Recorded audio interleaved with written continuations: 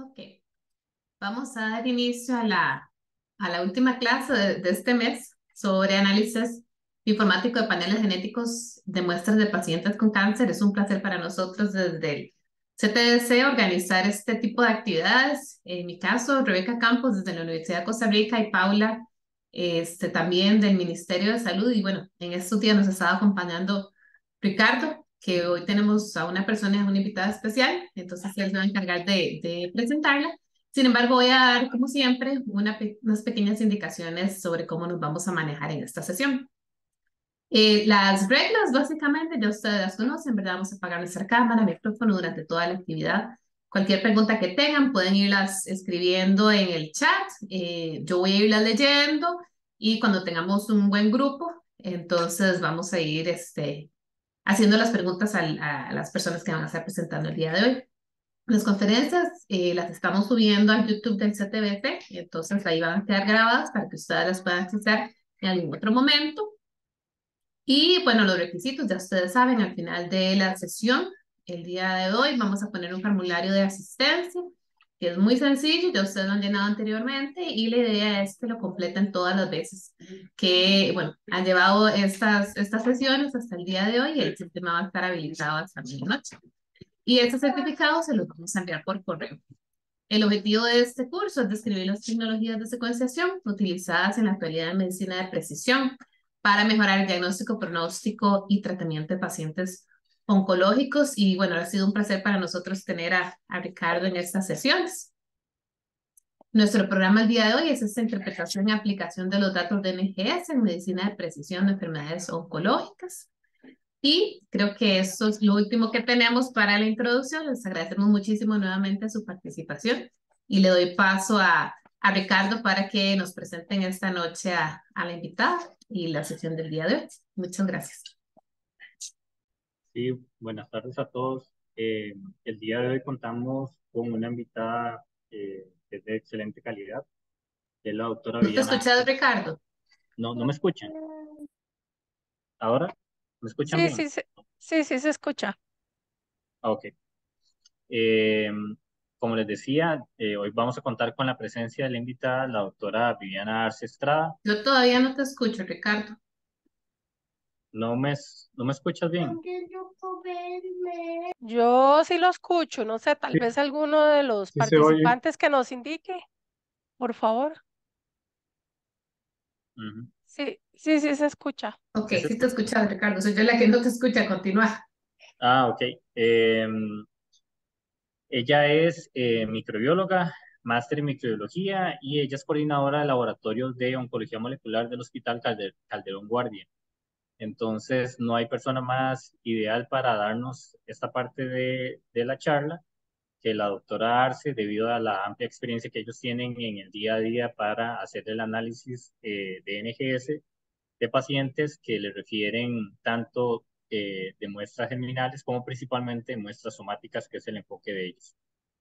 Entonces, sin más preámbulos, los dejo con la doctora Arce, y cualquier consulta, no sé, doctora, si prefiere al final de la charla o durante la charla.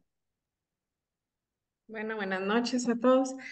Como prefieran, en realidad pueden ir interrumpiendo en el momento o si ustedes prefieren al final, por mí no hay problema. Ah, ok, de acuerdo. Cualquier cosa, entonces ponen las preguntas en el chat y ahí vamos revisándolas para hacerte la interrupción. Ok, perfecto. Voy a compartir pantalla entonces. Ok.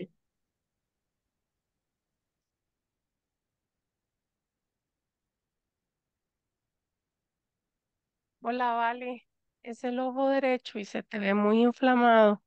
Yo creo que en ese caso mejor que te vayas para emergencias. Ahí pueden ver la pantalla. Sí, Diana, ya la podemos ver. Bueno, buenas noches a todos. Primero que nada, muchísimas gracias por la invitación. Yo trabajo en el laboratorio de oncología molecular del Hospital Calderón Guardia, como decía Ricardo, y venía a compartir con ustedes un poquito lo que son las aplicaciones de la secuenciación masiva en la medicina de precisión, específicamente en enfermedades oncológicas, en este caso.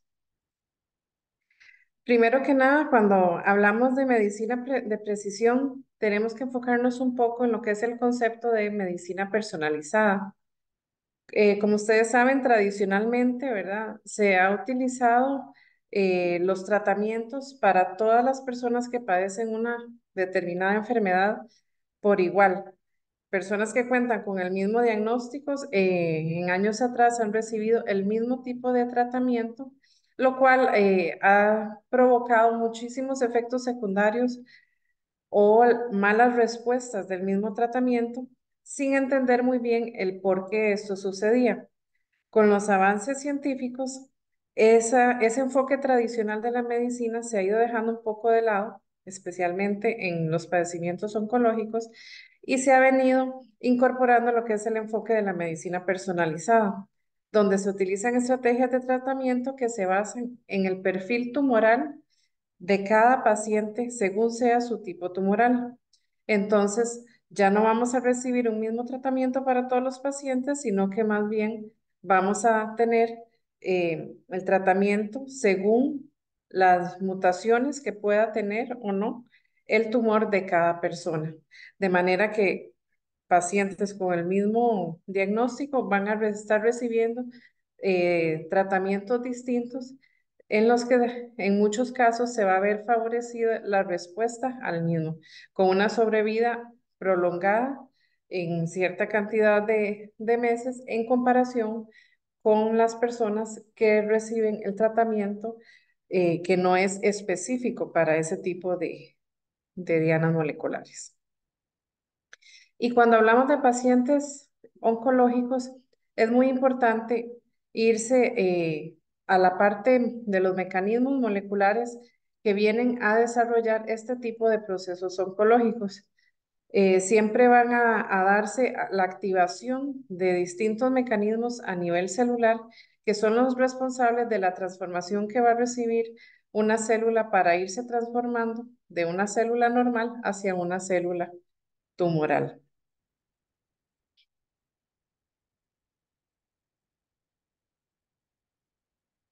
Dentro de esos mecanismos vamos a tener principalmente mecanismos que van a inducir una activación sostenida de las señalizaciones intracelulares que lo que van a hacer es a evadir mecanismos de supresión, de crecimiento, mecanismos apoptóticos, que lo que van a hacer es dar la señalización al núcleo celular de mantener una célula en constante replicación.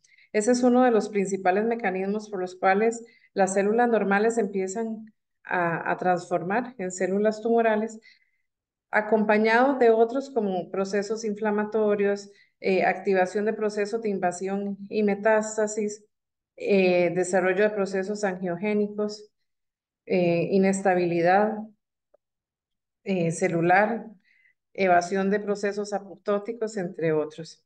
Y este tipo de mecanismos muchas veces se desencadena por mutaciones que ocurren a nivel celular. Y cuando hablamos de mutaciones, en estos casos siempre es muy importante distinguir entre lo que son las mutaciones somáticas y las mutaciones germinales.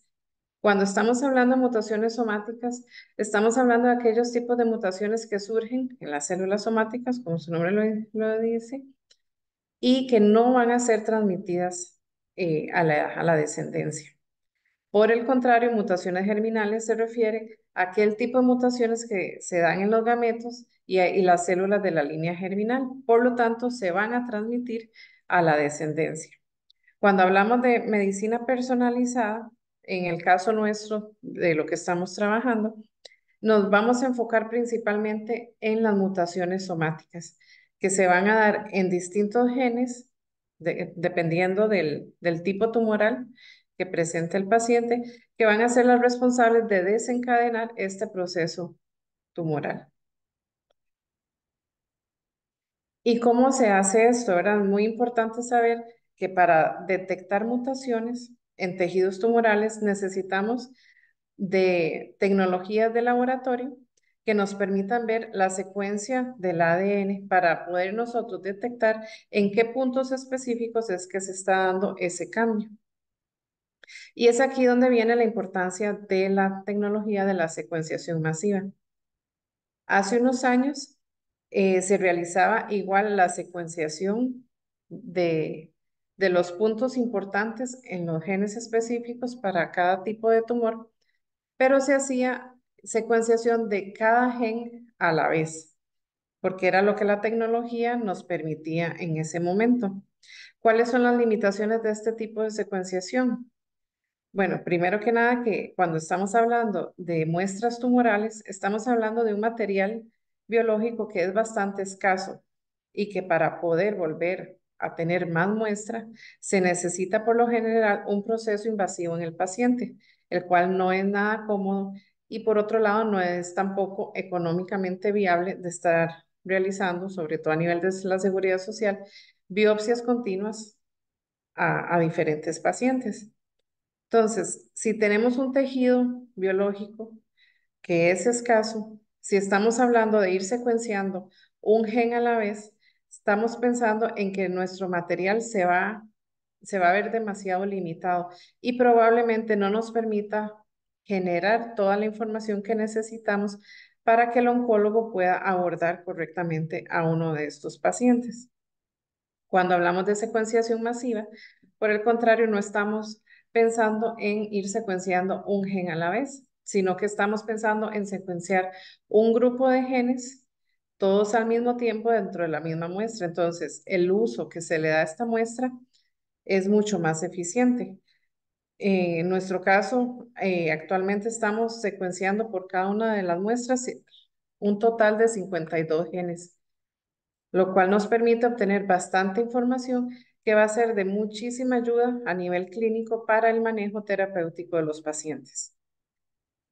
Cuando hablamos de secuenciación masiva, entonces estamos hablando de obtener el material genético, tanto ADN como ARN, a partir del tejido tumoral, realizar procesos de biología molecular que van a generar una librería de ADN y que esa librería de ADN luego va a servir para ser secuenciada mediante distintas tecnologías que hay disponibles en el mercado. Una de esas tecnologías puede ser la de Illumina, en la cual esas librerías de material genético se van a unir a una matriz sólida que va a generar lo que se llama una secuenciación en puente, que van a estar marcados con fluorescencia y que esto va a ser detectado por un equipo para ir viendo la secuencia específica de cada una de las muestras. La otra tecnología que existe más bien es la de PCR en emulsión, donde la matriz a la cual se unen los fragmentos de ADN, de la librería de ADN, es una esfera que se encuentra en emulsión, como su nombre lo indica, y que va a ser colocada dentro de un chip que va a ser secuenciado posteriormente en el equipo. En una tecnología vamos a utilizar nucleótidos marcados con fluorescencia, mientras que en la otra lo que el equipo va a detectar es la liberación de iones que va a generar un cambio en el pH y así va a ir reconociendo si se unió un determinado nucleótido o no a la secuencia muerte. Para hacer este tipo de análisis es súper importante contar con un equipo interdisciplinario en el que participan tres tipos de profesionales principalmente. Al inicio del proceso es súper importante contar con los profesionales en patología, ya que van a ser los únicos responsables de hacer toda la parte preanalítica. Ellos van a realizar el diagnóstico, primero que nada, ¿verdad? Que necesitamos saber cuál es el tipo de enfermedad tumoral que tiene el paciente. Realizan el diagnóstico, ven si el tejido con el que cuentan es viable para análisis moleculares o si no lo es. Ven la cantidad de tejido que tienen, la cantidad de contenido tumoral que tienen dentro de esa muestra y una vez que tienen analizados todos estos distintos factores, marcan el área tumoral dentro de la muestra y ya la remiten al laboratorio de molecular. En el laboratorio molecular, lo que hacemos es extraer los ácidos nucleicos a partir de esa área tumoral que nos marcó el profesional en patología. A partir de esa extracción, ahora más adelante vamos a ver lo que es el flujo de trabajo. Vamos a realizar todo lo que es la secuenciación, la detección de las variantes genéticas, la interpretación de las mismas y la elaboración de un reporte final de resultados. Y ese reporte es el que se le entrega al profesional en oncología médica, quien es el responsable de al final tomar las decisiones terapéuticas para cada uno de los pacientes en particular. Entonces, como pueden ver, es una triada donde cada uno de los profesionales que participan tienen su rol y si no se hace en este equipo interdisciplinario, se puede ir incurriendo en errores importantes que al final lo que van a hacer es afectar el tipo de manejo que se le dé al paciente. Como les comentaba, para el flujo de trabajo, inicia la parte preanalítica con los especialistas en patología. Llega al laboratorio, se realiza extracción de ácidos nucleicos, tanto ADN como ARN de cada una de las muestras. A partir de esa extracción se cuantifica y se ve la calidad del material genético para ver si es candidato para un proceso de secuenciación. Una vez que vemos que sí es candidato, se, se hace la preparación de las librerías, tanto de ADN como de ARN. Posteriormente se hace preparación del templado, secuenciación. Y una vez que se obtiene la secuenciación, vamos a identificar las variantes en cada una de las muestras. Y por último, vamos a realizar lo que es el análisis y clasificación de las mismas para ver qué se debe incluir en el reporte final de resultados. Vamos a ir viendo rápidamente cada uno de los pasos. En el paso inicial, en la preparación de librerías, tanto de ADN como ARN, se obtiene el ácido nucleico.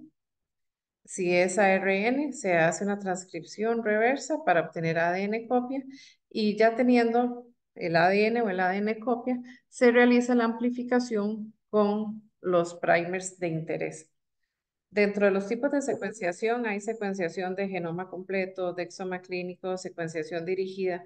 En el caso de pacientes oncológicos, la secuenciación dirigida es una tecnología que permite fácilmente, de una manera costo efectiva, analizar las regiones de interés para los fines que se pretende a nivel clínico. Entonces, por lo general se preparan librerías con, con amplicones que están diseñados para cubrir esas regiones específicas en cada uno de los genes que son importantes en el proceso tumoral. Una vez que se realice esa amplificación con los primers de interés, se hacen digestiones parciales para luego poder ligar lo que son secuencias de adaptadores y de códigos de barra a cada uno de esos fragmentos obtenidos. A la hora de ligar el adaptador, esta secuencia nos va a permitir fijar estos fragmentos de interés en la matriz sólida que al final es la que va a ir a secuenciarse. Y por otro lado, el ligar las secuencias correspondientes a códigos de barra nos va a permitir ligar una secuencia específica a cada una de las muestras que se están secuenciando, lo que va a permitir la identificación de cada una de esas muestras en un pool, porque al final vamos a preparar librerías de 8 muestras que se van a mezclar en un solo tubo y estos códigos de barras son los que nos van a permitir ir identificando cuál muestra corresponde a cuál paciente. Posterior a la preparación de librerías, vamos a preparar el templado. En nuestro caso, la tecnología que tenemos, lo hacemos mediante un PCR en emulsión, donde tenemos un tubo de reacción en el cual vamos a tener una microesfera con primers que van a unir al fragmento de interés y luego que se logra unir ese fragmento de interés a esta matriz sólida, se va a amplificar, luego se va a desnaturalizar y por último vamos a contar con una esfera que va a tener unidos los fragmentos de interés para una región específica. Una vez que tenemos esta esfera con todos sus fragmentos, vamos a colocarla en un chip de secuenciación, que este chip lo que tiene es una matriz con muchos pocillos. En este momento no recuerdo cuántos. La capacidad del chip varía de acuerdo a lo que uno pretenda secuenciar. Y en cada uno de esos pozos va a entrar, por así decirlo, una esfera con un fragmento de interés. Y es ahí, en cada uno de esos pocillos, donde se va a realizar la secuenciación de cada uno de estos fragmentos. Una vez obtenido el chip ya listo, con el templado para secuenciar, pues vamos a proceder ya con la corrida de la secuenciación. Una vez obtenida la secuenciación, antes de ir a ver cada una de las muestras y sus posibles resultados, tenemos que evaluar los parámetros de calidad de la corrida en sí. Esto es súper importante para poder nosotros definir si los resultados obtenidos de esta secuenciación son confiables o no. Dentro de los parámetros que se analizan inicialmente es qué tanto se llenó el chip que les mostré anteriormente, ¿verdad? Necesitamos saber que en cada uno de los pocillos existe una esfera con un templado para secuenciar. En un chip que no se obtiene, no se logra llenar completamente, vamos a tener muy pocos reads para poder interpretar, y esto nos va a afectar otros parámetros que son importantes ya para lo que sería la identificación de variantes. Entonces, normalmente se espera que el llenado de este chip esté por encima del 90%. Luego vamos a ver la cantidad de reads que se generan en el proceso de secuenciación, que en nuestro caso, con el panel que se utiliza, podemos hablar de 4,5 millones hasta 6 millones de reads los que se esperan por corrida. Y luego también vamos a ver la longitud de cada uno de esos reads, la longitud promedio, que normalmente anda entre los 110 a los 116 pares de bases. En este histograma vemos la distribución y vemos que la media anda en 112 pares de bases, lo cual es bastante bueno. Una vez que vemos esos tres primeros parámetros, ya podemos ir a ver por cada una de las muestras cuál es la longitud promedio de los reads.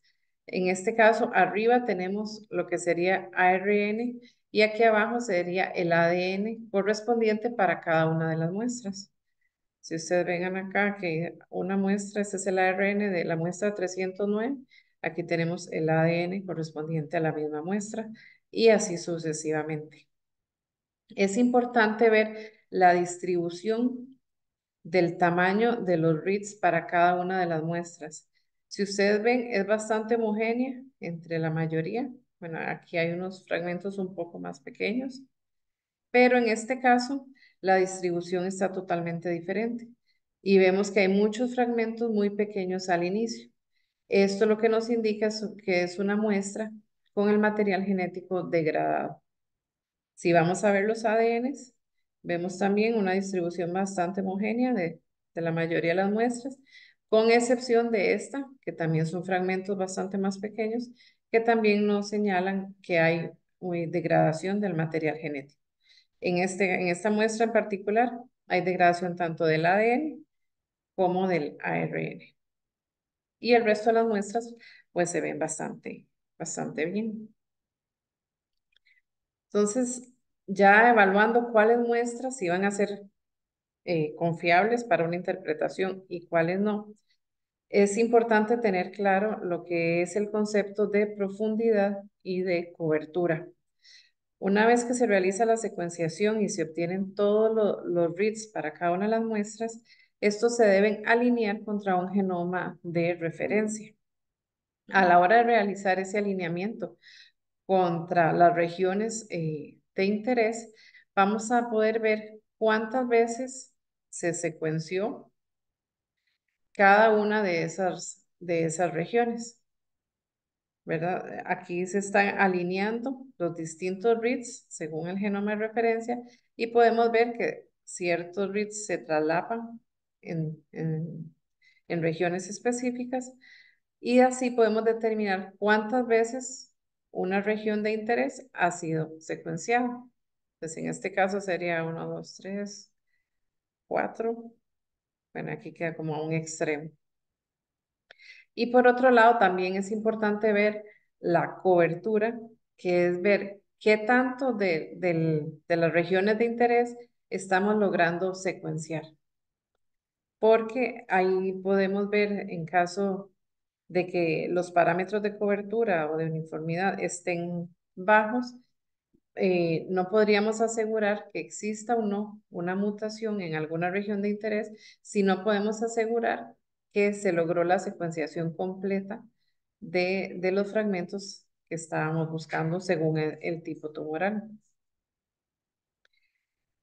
Al ver los parámetros de profundidad de la corrida que venimos observando, podemos ver que las profundidades están bastante altas. Cuando hablamos de detección de mutaciones somáticas, siempre es muy importante que tengamos al menos una profundidad de 500X para poder interpretar una mutación en un sitio de interés. Normalmente nosotros secuenciamos y obtenemos profundidades mayores a las 1500X. Ya cuando son de 500, en realidad ya todavía son parámetros de profundidad bajos que pueden afectar la interpretación correcta de las muestras, ya que los tumores son muestras muy heterogéneas y a veces hay mutaciones con frecuencias alélicas muy bajas que si no se secuencia la cantidad de veces necesaria, podríamos estar perdiendo una mutación que tal vez por estar en una frecuencia alélica nos puede generar un falso negativo. Si vemos acá, las profundidades están mayores a 1500 para cada una de las muestras y en este caso tenemos una profundidad de 1.33. Esta es la muestra que habíamos observado degradada en los histogramas que vimos anteriormente. Por lo tanto, esta muestra simplemente no se puede interpretar. El resto de las muestras de la corrida vemos que sí pueden ser interpretadas. Y la uniformidad, ¿verdad? Estamos hablando de parámetros sobre el 97, 98%, lo cual nos da la confianza de que sí estamos abarcando las regiones que nos interesan en cada una de las muestras de los pacientes. Aquí pueden ver también cómo baja ese valor en el caso de la muestra que se encuentra degradada. Una vez que ya analizamos todos los parámetros de calidad de la muestra, es importante ya ir a lo que sería la identificación de las variantes. Este tipo de tecnologías cuenta con software, ¿verdad? Que ya cubren todo el pipeline bioinformático y nos generan un reporte de resultados. Sin embargo, ya es a puro criterio del profesional que está realizando el análisis la interpretación del mismo, porque el equipo siempre va a dar un reporte con varias mutaciones encontradas en cada uno de los pacientes. Y depende de uno el analizar qué mutación es importante y qué mutación no es importante para incluir dentro de un reporte clínico. En el primer caso, bueno, el reporte es bastante más grande, pero aquí les estoy presentando como el resumen. En el primer caso, vemos una muestra que no tiene variantes genéticas, no no se detectó ninguna mutación. Sin embargo, si analizamos los parámetros de calidad, tanto de profundidad como de uniformidad, la cantidad de reads por muestra, vemos que son bastante aceptables y podríamos decir con confianza que en realidad se trata de una muestra que es wild type o con genotipo silvestre. No presenta variantes genéticas. Aquí abajo, por el contrario, tenemos una muestra con una variante, específicamente en el gen IDH1, donde se da una sustitución de un solo nucleótido. Aquí tenemos la nomenclatura para la parte codificante. Y aquí tenemos el cambio de aminoácido. Es una mutación donde se da una sustitución en la posición 132 de una arginina por una histidina en este gen. Podemos ver la profundidad promedio de la muestra, que es 1475 en este caso, y aquí la profundidad para esta variante en particular, que estamos hablando de que se secuenció 1997 veces esta región. Por lo tanto, es bastante confiable de que no se trata de un falso positivo.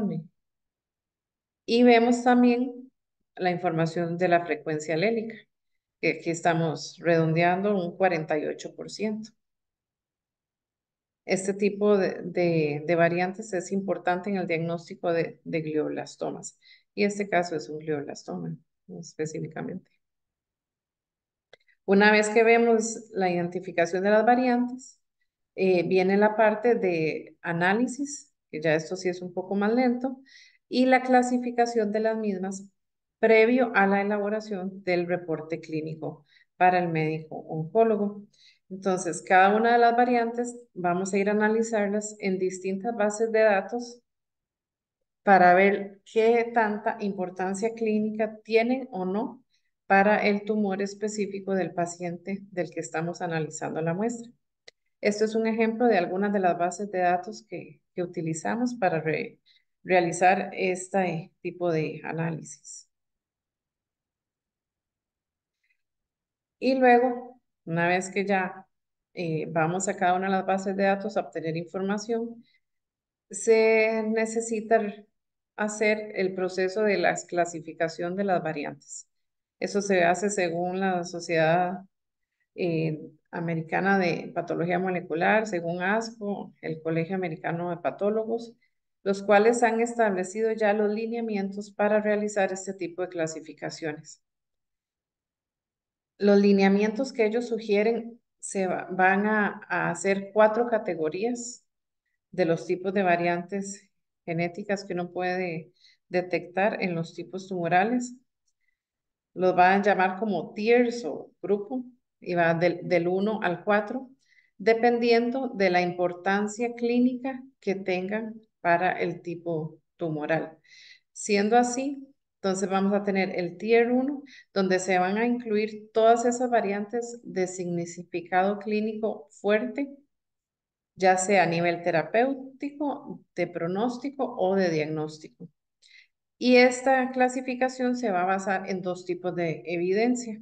Va a ser la evidencia A, que va a contemplar aquellas variantes para las cuales existe una terapia aprobada FDA y que están incluidas en los lineamientos de manejo de tratamiento para el tipo tumoral específico en el que estemos tratando.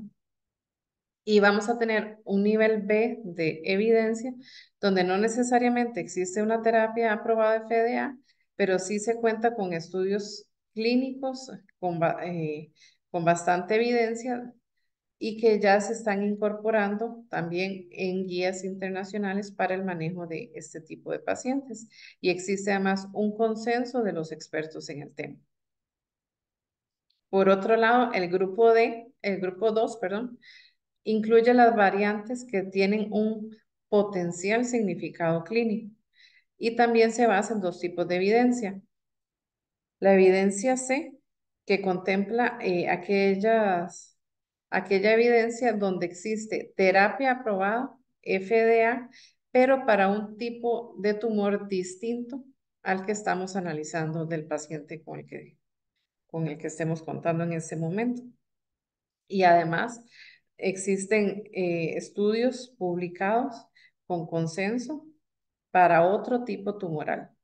Y el nivel de evidencia de que más bien aquí todavía no contamos con terapias FDA, pero sí ya existen ensayos clínicos en fases avanzadas para este o para otro tipo tumoral. En el grupo 3 vamos a encontrar lo que son las variantes de significado incierto, donde tal vez son variantes que no se encuentran en bases de datos poblacionales de personas sanas, digamos, no están ahí, pero tampoco existe la evidencia suficiente para asociarlas a un proceso tumoral.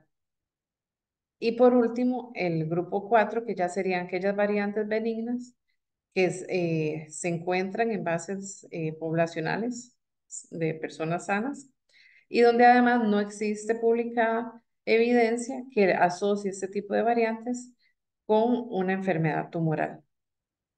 Entonces, tener esta clasificación es muy importante porque dependiendo de esto, vamos a definir cuáles son las variantes que sí se deben incluir en un reporte clínico y cuáles variantes no es necesario incluirlas. Las recomendaciones dicen que se deben incluir las variantes tanto del grupo 1 hasta el grupo 3. Las variantes benignas no es necesario incluirlas en un reporte clínico. ¿Y para qué es importante este tipo de análisis? Pues como les comentaba, ¿verdad? En pacientes oncológicos, a nivel institucional, actualmente se realiza un panel que analiza 52 genes, donde estamos hablando de regiones calientes. También tenemos análisis de variantes en el número de copias y análisis de fusiones para determinar con toda esta información, principalmente cuál va a ser el manejo terapéutico que se le va a dar al paciente. El análisis de estos genes contempla los principales procesos tumorales, ¿verdad? Las principales mutaciones que desencadenan este tipo de procesos y esto nos va a presentar la información suficiente para entregar al oncólogo médico y que él pueda tomar las decisiones sobre el manejo del paciente. Algunos de los genes de importancia clínica los vamos a ir viendo a lo largo de esta charla. Y uno de los más importantes es el gen EGFR, que es el gen que codifica por el receptor para el factor de crecimiento epidermal. Este gen es muy importante en pacientes con adenocarcinoma pulmonar y se ha visto que dependiendo de en cuál exón esté la mutación en este gen, así va a ser la respuesta del paciente a tratamiento con inhibidores para este receptor. Entonces, hay 4 exones de importancia clínica en este gen, que son los exones 18, 19, 20 y 21. El exón 19 y el 21 por lo general van a presentar mutaciones que van a conferir una sensibilidad a este tipo de tratamiento y por el contrario, cuando vemos mutaciones en el exón 18 o en el exón 20, pueden dar resistencia al tratamiento. De ahí la importancia de analizar todas estas regiones para poder dar al paciente el mejor manejo. Aquí tenemos algunas de las principales alteraciones en este tipo de pacientes, que son pacientes con cáncer de pulmón de células no pequeñas. Vamos a ver alteraciones, bueno, como les comentaba, en el gen EGFR, en MET, en ALK o ROS también. Al haber variantes a nivel de esos receptores, lo que se va a producir es una fosforilación en los dominios intracitoplasmáticos que van a desencadenar la activación de una cascada que al final va a dar al núcleo la señal de supervivencia, de proliferación y de invasión o metástasis. Entonces, se va a dar activación de estas vías de manera continua, por lo tanto, la célula pues va a seguir replicándose y replicándose y va a iniciar lo que sería el proceso tumoral. ¿Por qué son importantes el análisis de estos genes a nivel de tejidos tumorales? Porque ya existen medicamentos dirigidos específicamente contra cada uno de esos receptores que van a inhibir esa unión del ligando y por lo tanto van a detener esta señalización intracelular que le va a estar dando al núcleo la señal de que active mecanismos de proliferación celular. Como ustedes pueden ver, hay varias vías involucradas. En el caso del gen EGFR, ha sido bastante estudiado y las mutaciones en este gen van a variar según el grupo poblacional. En el caso de Centroamérica se ha visto que alrededor del 33% de estos pacientes presentan mutaciones en este gen. Y en el caso de Costa Rica se comporta igual a como está descrito para el resto de la región centroamericana. Donde menos se ven mutaciones en este gen es en Europa, y en Asia es donde la mayoría de los pacientes con adenocarcinoma presentan mutaciones en el gen EGFR. Aquí tenemos algunas de las alteraciones moleculares en este tipo de pacientes de pulmón que ya tienen diferentes tratamientos para el manejo clínico de los pacientes. Como les comentaba, el gen EGFR, ¿verdad? Que mutaciones en los exones tanto 19 como 21 confieren sensibilidad al tratamiento con inhibidores de tirosinquinasas. También tenemos alteraciones en el gen ALK, son fusiones que se dan. Estas tienen una prevalencia del 1 al 10% en la población de este tipo de pacientes. En Costa Rica anda alrededor del 7%. Y también existe un tratamiento específico para este tipo de alteraciones. De igual forma, para fusiones en el gen ROS1. También el gen KRAS tiene una prevalencia bastante importante en los pacientes de pulmón, y se ha visto que este tipo de pacientes pues no van a responder a lo que sería la inhibición con este tipo de medicamentos. Porque si ustedes ven acá, si, si se administra un inhibidor a este receptor, una mutación en KRAS está más abajo del receptor y pues va a mantener esta línea, esta señalización en cascada, que igualmente va a generar proliferación celular. Por esta razón es que los pacientes que tienen mutaciones en KRAS no van a responder a este tipo de tratamientos. Lo mismo, mutaciones en BRAF, que también están más abajo, ¿verdad? Entonces, está la duda si más bien van a conferir un peor pronóstico para este tipo de pacientes. Sin embargo, actualmente ya hay inhibidores para, para el gen BRAF específicamente, que se están administrando también en pacientes de pulmón. Y así vemos también alteraciones en MET y en HER2 que no responden a los inhibidores de tirosinquinasas para el gen EGFR específicamente, para el receptor EGFR, perdón, pero que ya tienen medicamentos específicos para este otro tipo de alteraciones. Entonces, como ustedes pueden ver, un paciente de cáncer de pulmón de células no pequeñas ya tiene distintas moléculas diana que van a ser importantes para que el paciente reciba ya sea uno u otro tipo de tratamiento. Aquí tenemos un caso de un paciente de este tipo, donde si analizamos la profundidad de la muestra está bastante bien, uniformidad en blanco, y vemos que se reportan dos tipos de variantes en esta muestra tumoral específicamente.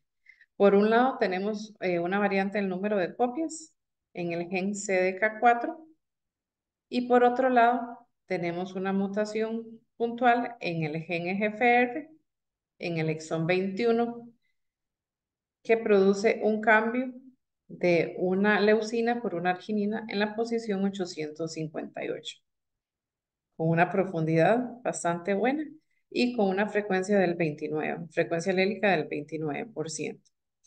Entonces, en este caso, ¿cómo clasificamos ambas variantes? Como les comentaba anteriormente, tenemos que ir revisando varias bases de datos. My Cancer Genome es muy importante, es muy útil porque nos permite ver qué tan presente o no está la mutación que tengamos dentro del tipo tumoral. Podemos ver prevalencia, podemos ver si existen o no ensayos clínicos para este tipo de variante específica, si hay tratamientos dirigidos contra este tipo de variante, entre otra información. Analizando este caso en particular, vemos que la variante en EGFR se encuentra alrededor del 23% de todos los pacientes de este tipo. También vemos que hay ensayos clínicos para esta variante en particular y podemos ver que hay distintos tratamientos dirigidos específicamente para esta variante en este tipo de pacientes. Por otro lado, si analizamos la variante en el número de copias, en el gen CDK4, vemos que sí está presente en este tipo de pacientes y también vemos que hay ensayos clínicos para pacientes con cáncer de pulmón de células no pequeñas que están en fases 2, me parece que está aquí, sí, en fase 2 y que están abiertos. Entonces necesitamos recopilar todo este tipo de información a lo largo de distintas bases de datos para ir realizando nuestra clasificación de cada una de estas variantes. Otra base de datos que les mencionaba anteriormente es OncoCavi. En esta base de datos encontramos específicamente información de tratamientos tratamientos dirigidos para la variante que estamos analizando en este momento. En este caso, para la variante en el gen EGFR, vemos que hay tratamientos aprobados FDA. Aquí nos pone un nivel de evidencia. El nivel 1 quiere decir que todos estos tratamientos son aprobados por la FDA para este tipo tumoral y en este tipo de variantes. En nuestro caso, estamos hablando de una variante en el exón 21, que además lo que confiere es sensibilidad a este tipo de tratamiento. Entonces, con este tipo de evidencia, ya vamos viendo que esta variante, L858R, está dentro del grupo 1 de la clasificación que vimos anteriormente, puesto que tiene tratamientos de FDA aprobados para este tipo tumoral. En esta misma base de datos, si vemos la amplificación de CDK4, bueno, aquí nos muestra un poquito de la explicación de qué tipo que induce este tipo de variante. Y aquí vemos, cuando hablamos de tratamiento, que existe un tratamiento, el palbociclib, mencionado en guías internacionales, pero específicamente para pacientes con liposarcomas, y que la utilidad de este tratamiento en pacientes de pulmón es desconocida. Entonces, con esta información podemos ir viendo también que no existe un tratamiento FDA para este tipo de patología específica, pero que sí hay tratamientos mencionados en guías internacionales para otros tipos tumorales. Con esta información ya no podemos clasificarla dentro del grupo 1, sino más bien ya nos estaríamos tirando al grupo 2. Otra base de datos, Varsom, que nos da información tanto para mutaciones somáticas como para mutaciones germinales. Aquí nos hace Barson como un resumen de búsquedas en distintas bases de datos. Es bastante útil. Aquí vemos, bueno, aquí estamos hablando de la variante en EGFR, en CIVIC, que es otra base de datos, ¿verdad? Vemos que está asociada a pacientes de pulmón. En Precision Medicine Knowledge Base, que es otra base de datos, vemos que ellos mismos la clasifican dentro del grupo 1 para pacientes específicamente de adenocarcinoma pulmonar. En ClinVar vemos que está clasificada como patogénica. A la hora de revisar predictores in silico también se clasifica como patogénica. Y bueno, tenemos otro tipo de información que nos ofrece Barsum también, que es un poco la prevalencia de la variante que estamos analizando. En CIVIC buscamos la amplificación del CDK4 y podemos ver que sí se habla de terapias, pero para liposarcoma. Entonces, una vez más, estamos viendo ya en otras bases de datos que sí hay tratamientos dirigidos, pero para otro tipo tumoral. Aquí también se ofrece una descripción de la evidencia que hay, el nivel de evidencia, si es clínico, si es preclínico, si es para pronóstico, si es para diagnóstico, y bueno, en este caso que es valor predictivo. Y aquí que apoya, digamos, o sea, que confiere sensibilidad al tratamiento. Entonces, a la hora de hacer la búsqueda, vemos que sí, que pacientes de liposarcoma muestran sensibilidad al palbociclib cuando tienen una amplificación en CDK4. Sin embargo, para pacientes de pulmón no vemos ningún tipo de información. Entonces, con toda esta información que hemos ido viendo poco a poco, ya a la hora de realizar un reporte para el clínico, vamos a hacer la clasificación de las variantes y lo presentamos más o menos de esta manera. Un cuadro con los hallazgos genómicos que son relevantes en el tipo tumoral, que como ustedes vieron, el gen EGFR, la variante en el exón 21, es de importancia clínica y que tiene tratamientos aprobados. Aquí incluimos los parámetros de la variante. Y por otro lado, un cuadro donde se incluyen los hallazgos genómicos de potencial importancia en el tipo tumoral, como fue la amplificación en el gen CDK4 para un paciente con cáncer de pulmón de células no pequeñas. Y ya esta información, bueno, el reporte incluye obviamente toda la parte de metodología y un montón de cosas más, pero estos cuadros son los que le van a dar toda la información al oncólogo médico para que tome las decisiones sobre el tipo de tratamiento que le va a otorgar a este paciente en particular. Eh, bueno, ya vimos un caso de pulmón. Ahora vamos a hablar un poquito de lo que son pacientes con melanoma y la importancia que tiene la secuenciación en este tipo de pacientes. En los pacientes con melanoma es muy importante la secuenciación en el gen BRAF, ya que mutaciones en este gen inducen expansión clonal y progresión tumoral mediante la activación de vías intracelulares que van a activar lo que son las proteínas MEC, luego ERK, que van a ir a dar la señal al núcleo de proliferación celular. Aquí tenemos los factores de crecimiento. Una vez que se une el ligando, aquí tenemos factores de crecimiento tirosinquinasas, aquí el c-KIT. Una vez que se da la unión del ligando, se va a dar la fosforilación de los dominios intracitoplasmáticos y esa fosforilación va a generar la cascada de señales que van a dar la señal al núcleo de la proliferación celular. Aquí tenemos el BRAF, las proteínas BRAF, que si esta proteína está mutada, esta activación se va a dar de manera continua, por lo tanto, la célula va a inducir los procesos de proliferación celular. Para, para esto hay ya inhibidores específicos, y principalmente cuando es una mutación que ahorita la vamos a ver.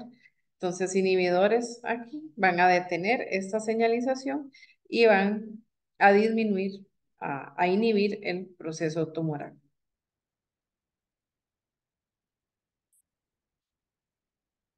La mayoría de mutaciones en el gen BRAF van a ser un cambio en la posición 600 de una valina por el ácido glutámico. Pero también hay otras mutaciones en esta posición que van a ser importantes a nivel clínico, ya que el mismo inhibidor puede ser efectivo en este otro tipo de variantes. Aquí vemos algunas de esas con la prevalencia que tiene. Aquí tenemos un caso específico de melanoma, donde vemos la sustitución de una timina por una adenina en esta posición a nivel de ADN, lo cual va a producir este cambio de aminoácidos con una profundidad bastante alta y con una frecuencia alélica del 33%.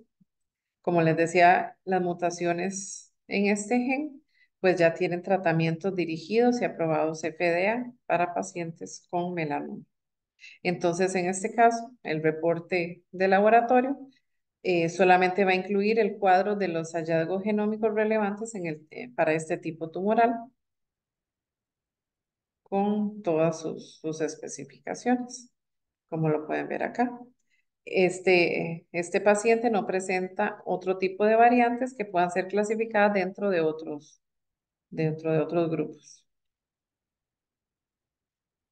También los pacientes con cáncer colorectal se benefician bastante de este tipo de análisis, sobre todo en la enfermedad avanzada. Y cuando hay mutaciones en los genes RAS, la transmisión de la señal se activa de la misma forma que en los casos anteriores, generando mensajes de proliferación celular. Aquí tenemos el receptor al cual se le une el ligando. Por procesos de fosforilación se activa RAS y de aquí para abajo hasta llegar al núcleo la señal de proliferación. ¿Qué es lo que pasa en los pacientes con cáncer colorectal? Para ellos está aprobado FDA una terapia con inhibidores para este receptor, el EGFR. Entonces, como comentábamos anteriormente, ¿verdad? Para otorgar un inhibidor para este tipo de receptor, es importante que no existan mutaciones cadena abajo que vayan a activar la señalización y a sostener esa cascada. Entonces, los pacientes que se beneficiarían más bien de este tipo de tratamiento serían aquellos en los que no existen mutaciones de aquí para abajo. Porque si usted le da un inhibidor y existen mutaciones, pues en realidad la cadena se está activando más abajo y no sería sensible al tratamiento. En los pacientes de colon también es muy importante mencionar que existe otra vía alterna de activación, que es la vía de AKT-mTOR, que se da mediante la activación del fosfatidilinositol 3 quinasa. Ahorita vamos a ver por qué esto es importante también. Aquí tenemos un caso de un paciente con una mutación en KRAS. Esta mutación, la G12D, en realidad esta es la mutación más frecuente en los pacientes de cáncer colorectal, en KRAS, en el exón 2. Y esta mutación lo que va a conferir es resistencia al tratamiento de los inhibidores de tirosina quinasa, por las razones que mencionamos anteriormente. Aquí, en una mutación puntual, vemos el gráfico de una herramienta que se llama IGV, no sé si ustedes la conocen, donde se puede ver los alineamientos para esta región específica en el gen KRAS. Y podemos ver aquí la secuencia de referencia, ¿verdad? Que en la secuencia de referencia se corresponde una citosina en este punto específico y podemos ver en nuestra secuenciación los diferentes reads, muchos con citosina y otro donde más bien se dio ese cambio de la citosina por una timina. Como vemos acá, el cambio en el gen KRAS, esta es la hebra negativa, entonces se vería al revés, es el cambio de una citosina por una timina, la cual va a generar ese cambio a nivel de aminoácido. Y aquí lo vemos claramente a nivel de la secuenciación.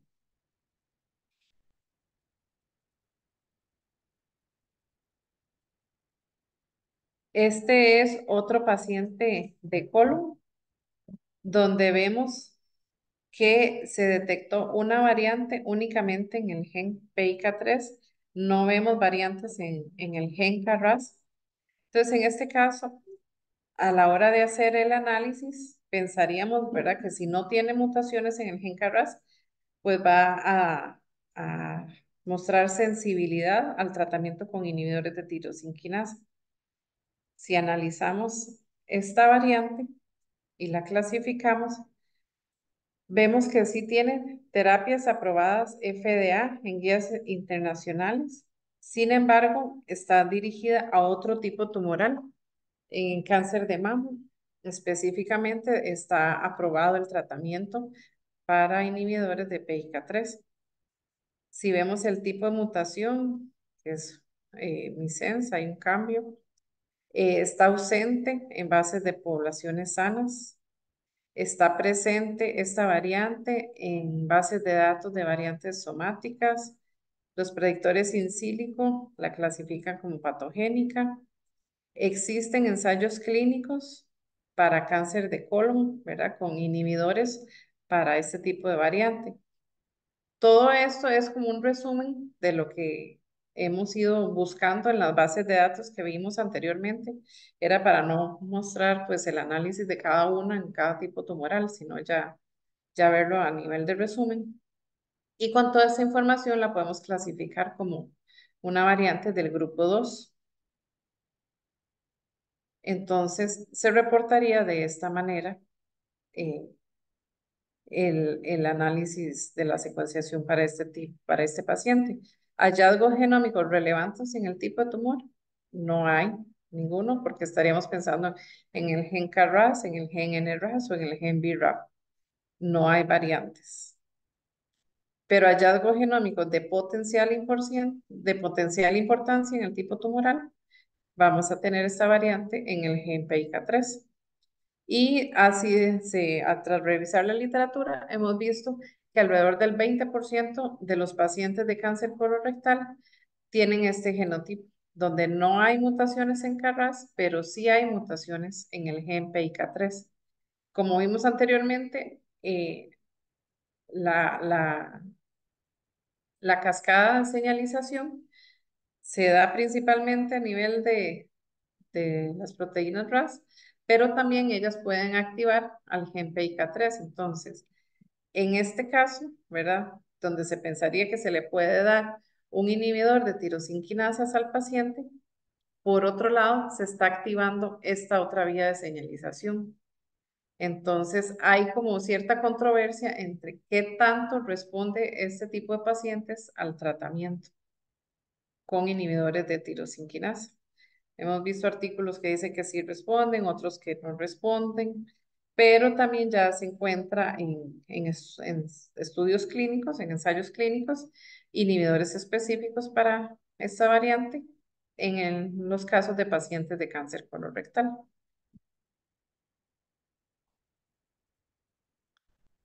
Otro tipo tumoral de importancia para lo que es la medicina de precisión son los tumores del estroma gastrointestinal, donde analizamos los genes que codifican por dos tipos de receptores, tanto el KIT como el PDGFRA, ya que las variantes presentes en estos genes y dependiendo del exón en el que se encuentre la variante, van a conferir ya sea resistencia o sensibilidad para distintos tipos de tratamiento para este tipo tumoral. Entonces, por ejemplo, si tenemos variantes en el exón 9 del gen KIT, vamos a ver sensibilidad a distintos tratamientos y resistencia para otro tipo de tratamiento. Lo mismo en el exón 11, por lo general van a ser mutaciones que confieren sensibilidad, Ya el exón 13 o 14, hay unos que van a responder, otros que no, y lo mismo para el exón 17. Y lo mismo vemos para el gen PDGFRA, que dependiendo de donde se encuentre la variante, así va a haber sensibilidad o resistencia a algún tipo de tratamiento. Este es un caso donde tenemos una deleción en el gen KIT. Está en el exón 11 y como vimos anteriormente, está documentado que las deleciones en el exón 11 confieren sensibilidad al tratamiento con imatinib. Aquí vemos la herramienta del IGV para una deleción, donde podemos ver todos los alineamientos y se observa un gap en esta secuencia, ¿verdad? Que se perdió para algunos de los reads de este paciente. Y eso sería lo que traía para esta charla. No sé si tienen alguna duda, con mucho gusto. Voy a dejar de compartir. Sí. Gracias, Viviana. Sí, aquí se acumularon varias preguntas. Te las voy a ir leyendo, ¿está bien? Ok. Entonces, ve, la primera dice, ¿por qué utilizan la tecnología de Ion Torrent y no de Illumina? Bueno, porque nosotros somos ente estatal, entonces a la hora de uno introducir una tecnología, uno lo que hace es una licitación pública y la licitación la ganó Ion Torrent.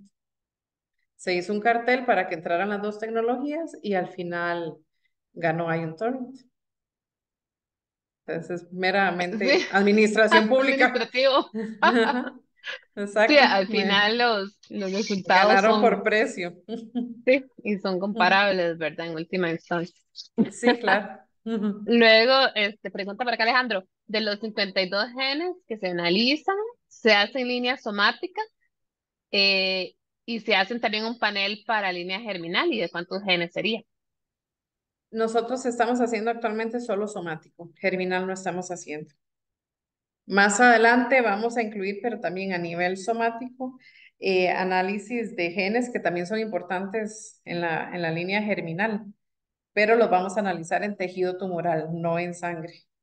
Por lo tanto, el resultado va a ser con aplicación clínica somática también. Sí, ya hacer línea germinal es otra historia, completamente. Ujú, ujú, sí. Ok, luego acá Andrés pregunta, ¿de rutina revisan las variantes encontradas en todas esas bases de datos de las que hablas? Sí, sí, nada más que bueno, ya con el tiempo uno se va aprendiendo ciertas variantes, ¿verdad? Entonces, digamos, un pulmón con una mutación en el exón 19-21 no la vamos a revisar, ya sabemos que del tier 1, pero siempre hay casos que nos traen variantes que no sabemos la importancia clínica y entonces procedemos a hacer todo ese análisis. Sí, es que viene ligada a la siguiente consulta, ¿verdad? Que al revisar esas bases de datos, si les da tanta información, al saber cuál tier es en el que está la variante, que por qué también no le dan toda esa información al clínico, ¿verdad? Si ustedes ya tienen esos datos, ¿por qué no también compartirlo con el médico clínico? Que darle toda esa información, dice usted. Sí, es que Bueno, ustedes hacen un filtro, ¿verdad? ajá, nosotros filtramos, clasificamos y enviamos. Aquí también es importante mencionar como, ¿verdad? El alcance que tiene cada profesional dentro de su campo, ¿verdad? Yo no puedo dar sugerencias de tratamientos porque yo soy microbióloga, ¿verdad? Yo no sé nada de la parte clínica del manejo de pacientes. Entonces, mi función está en decir, tiene esta mutación y esta mutación. Y ya el clínico es el que toma decisiones a partir de ahí. Sí, el laboratorio cumple su papel, ¿verdad? Ya después le toca al médico continuar con su labor de Exactamente. investigación. Ujú. Pregunta Camaribel, ¿por qué, aunque exista reporte de mutaciones en algunos casos, los doctores no le dan la importancia del caso y le dan muchas largas a más estudios para encontrar más cosas, más hallazgos y que al final no llegue a nada, ¿verdad? Porque el médico todavía no le da el valor que tiene el diagnóstico genético, básicamente. Bueno, ¿Cuál sería tu opinión? sí, yo no puedo hablar de lo que hace el médico o no, pero sí sé que a nivel institucional existen protocolos para el manejo de estos pacientes, ¿verdad? Para que ellos pidan un tratamiento para cada paciente, tienen que seguir el protocolo y ya está definido a nivel institucional que pacientes de pulmón con mutaciones en el gen EGFR reciben ese tipo de tratamiento. Y los que no, entonces, ¿verdad? Eso está protocolizado. Obviamente yo no conozco exactamente qué le toca a cada quien, ¿verdad? Pero sí sé que a nivel institucional ya todo eso está documentado y que los oncólogos lo siguen tal cual, ¿verdad? Sí, es curioso, no sé hasta qué punto debería ser la insistencia del paciente, ¿verdad? Que conozca tal vez del tema, entienda un poquitito y puede insistir, ¿verdad? Porque si ya hay una prueba genética, tal vez insistir con el médico, ¿verdad? Porque en última instancia uno es el que debería tomar también la responsabilidad sobre la información que tiene propia y sobre de cómo se trata el caso de cada persona. Pero bueno, Ujú. este es un tema más complejo, ¿verdad? Que no es simplemente el diagnóstico, es qué pasa después de eso. Sí, Pero ahí, claro. en algún Ujú. momento tal vez lo lleguemos a hacer dentro de un curso, Ujú. que se hace cuando ya se tiene el diagnóstico genético, ¿verdad? Por acá pregunta María Guadalupe, mi consulta era, para poder empezar a realizarse estas pruebas, ¿qué se necesitaría? Me imagino que hacerse ella las pruebas o alguna otra persona, ¿qué necesitarían solicitar o hacer? ¿Qué trámite en general se hace? Pues en realidad el paciente no realiza ningún trámite, sino que una vez que es diagnosticado, ¿verdad? El mismo oncólogo o antes de que llegue al oncólogo, el mismo patólogo debe el tipo tumoral y hace su diagnóstico, envía al laboratorio de molecular ya para solicitar este tipo de pruebas. Entonces, en realidad al paciente ya le llega al final, o sea, el manejo que el oncólogo le va a dar al paciente ya es tomando toda esta información. Uno no tiene que pedir la prueba, sino que en el camino del análisis de la biopsia ya se va a referir a la secuenciación masiva. Sí, es para este tipo de análisis. No todos los tipos tumorales son para esto, ¿verdad? Sí, exacto, va a depender de cada uno de los casos y qué tanta información se tenga, obviamente, Ujú, porque sí es bien complejo. Yo creo que ya todos hemos entendido lo complejo que es estudiar mutaciones en cáncer, y las implicaciones que tiene, ¿verdad? Especialmente porque también no necesariamente hay medicamentos específicos, ¿verdad? Entonces ujú. es delicado cuando se hace un diagnóstico genético. Y por último, pregunta Mariano, ¿qué tan factible es que con la información brindada al clínico se puedan conseguir los inhibidores a nivel de caja? O sea, ya pasando un poco Hay, más a lo del tratamiento. ajá, hay ¿Qué vos mucha, conoces? dentro de lo que yo sé como microbióloga, ¿verdad? Claro, ¿verdad? No, no manejo la lista oficial de medicamentos institucional. Hay varios que ya están aprobados en esta lista oficial de medicamentos y que ya por protocolo se le otorgan al paciente. Hay otros que se obtienen mediante recursos de amparo y hay otros que no están disponibles para Latinoamérica. Sí, esa es la Entonces, realidad, ¿verdad? sí, pero este tipo de clasificación también se da con la intención de que el paciente luego tenga esa información. Si aquí Ujú. no hay, digamos, puede buscar que hay un estudio, un ensayo clínico para tal vez una variante que él tenga y buscar con alguna farmacéutica cómo incluirse o cosas así, ¿verdad? O sea, el paciente merece tener ese tipo de información, pero por lo general, para estos tipos tumorales de los que hablamos, sí están los tratamientos. Ok, bueno, esa es una muy buena noticia, ¿verdad? Porque cada vez hay Ujú, más oportunidades, ¿verdad? De encontrar un diagnóstico y un tratamiento apropiado y adecuado. Eh, ujú.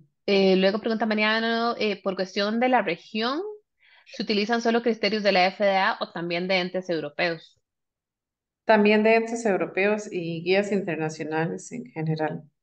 Ujú. Ok, sí, es Ujú. que cada vez se integra más la información, ¿verdad? Y todo esto que se ha Sí. producido y poco a poco tenemos más información de región latinoamericana, por dicho. Ujú. Y por último, la última pregunta que tengo para acá, ¿en qué casos se puede usar sangre como tipo de muestra para estos análisis? Pues en realidad para estos específicamente no. Esto se hacen con el tejido tumoral. Y aquí es importante mencionar, ¿verdad? El análisis se hace en las células tumorales del paciente. Entonces, si hay una biopsia de pulmón, no se hace en toda la biopsia, sino en la región específicamente tumoral, porque si no estaríamos haciendo como un efecto de dilución, ¿verdad? Entre células normales que podrían generar un falso negativo. Sangre sería ya en el caso de padecimientos hematológicos, que no es este panel el que se aplica, ¿verdad? O ya para hacer análisis de mutaciones germinales, ahí sí. Pero somático vamos a ir específicamente a las células tumorales en tejido. Excelente, súper. Y acá otra pregunta.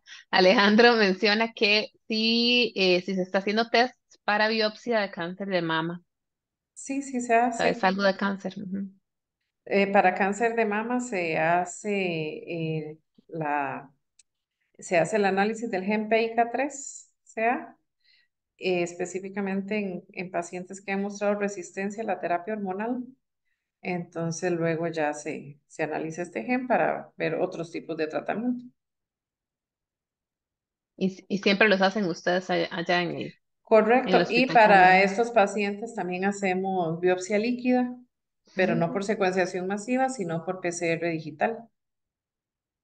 Es que a veces las muestras de cáncer de mama de estas pacientes son o muestras muy viejas que ya están degradadas. En otros casos, hay pacientes que han hecho metástasis a hueso y el hueso a nivel de tejido parafinado no hay manera de sacarle ni ADN ni ARN, nada. No sale nada. Entonces, hacemos biopsia líquida y ahí ya compensamos la falta de tejido. Igual en biopsia líquida, ¿verdad? Si no salen mutaciones, no se puede descartar el hecho de que exista una mutación. Habría que volver a tejido. Pero es una opción para aquellos pacientes donde la biopsia ya está degradado, el material genético. Muy interesante. Voy a leer la última que está acá y tengo a María Guadalupe con la mano levantada, entonces le vamos a dar la Ujú. palabra dentro de un ratito. Terminemos con esta. ¿Se puede usar el BAF para este estudio? Sí, BAF. sí, Ok, sí se usa. ok. Y entonces, María Guadalupe, ¿puedes abrir tu micrófono? Sí tenés. Muchas gracias, doctora. Muy buenas noches. Buenas Realmente ya noches. un cordial saludo desde Perú. Y yo les quería consultar, bueno, acá en la región de Puno, en la ciudad de Puno, no se realizan estos estudios y en sí, esa repito, mi consulta era como que, ¿qué se podría hacer para poder iniciar y tal vez poder hacer una colaboración de las pruebas y también tener pacientes, ¿no? Y poderles ayudar con otros tipos de métodos que lo practican allá en Costa Rica. Bueno, a uno le encantaría poder ayudar en ese sentido, pero nosotros estamos trabajando en un laboratorio de la seguridad social. Entonces, damos servicio a nivel institucional. En este laboratorio se analizan las muestras de todos los hospitales del país, pero no podemos analizar muestras de otros lugares. Yo creo que eso ya tendría que ser buscando como laboratorios a nivel privado. Al ser un ente estatal, nosotros no podemos. Lo que sí hemos hecho en otras ocasiones es hablar con la gente que quiere implementar la técnica y ayudarles un poco con la experiencia que nosotros hemos tenido. Eso sí, de fijo, lo Sí, podemos y eso hacer. mismo, doctora. Ujú. Eso sin duda. Pero sí ya hacer como colaboraciones de análisis y a nivel institucional, la verdad es que no es posible. Sí, de verdad, todavía nos hemos dado cuenta que en la región todavía hay muchas partes en que no se está haciendo esto y se lleva su tiempo. Viviana, no recuerdo si al inicio mencionaste cuánto tiempo llevan ustedes tratando de, de tener estas pruebas funcionando, ¿verdad? Llevan bastante Ah, tiempillo. sí, sí, el Contarnos la historia un proceso. poco. Bueno, desde que se pensó hasta que llegó el equipo y los reactivos pasaron 2 años. Y ya tenemos 3 años haciéndolas, pero sí, el proceso de que aprueben la nueva tecnología, el proceso administrativo para hacer la compra, eso es cansado. Eso lleva su tiempo. Pero sí, en total fueron de Sí, 2 a 3 años más o menos. sí, y luego entrenar a los profesionales, ¿verdad? Porque no todos sabrán interpretar los resultados. Sí, Em, no. igual el paciente, ¿verdad? También es un proceso de educación para el paciente, que esto es algo nuevo, ¿verdad? Es un tipo de prueba que tal vez no conocían y cómo se utiliza esta información.